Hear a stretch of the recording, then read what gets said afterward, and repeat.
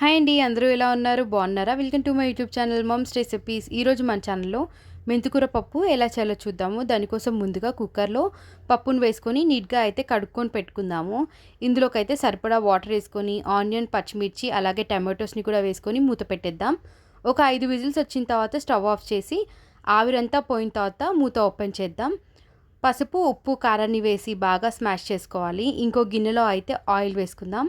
Oil వేడెక్కిన తర్వాత పోపు దినుసులు, ఎండుమిర్చి, వెల్లుల్లి అలాగే ఆనియన్స్ని కూడా వేసుకొని బాగా ఫ్రై చేసుకోవాలి. ఆనియన్స్ బాగా ఫ్రై అయిన తర్వాత మనం నీట్గా కడుక్కొని పెట్టుకున్న మెంతాకును కూడా వేసుకొని మనమైతే బాగా మిక్స్ చేసుకుందాం. మెంతాకు బాగా ఫ్రై అయిన తర్వాత పప్పునైతే ఇందులోకి ట్రాన్స్ఫర్ చేసుకొని ఒకసారి అయితే వీటిని బాగా మిక్స్ చేసి ఒక 5 నిమిషాలు అయితే దీన్ని బాగా ఉడకనిద్దాము. ఆ తర్వాత మనమైతే స్టవ్ను ఆఫ్ చేసుకుందాం. అంతే, ఎంతో టేస్టీ అయిన మెంతాకు పప్పు అయితే రెడీ అయిపోయింది. మీరు కూడా ఒకసారి ఇలా ట్రై చేసి చూడండి. Thank you. Please subscribe.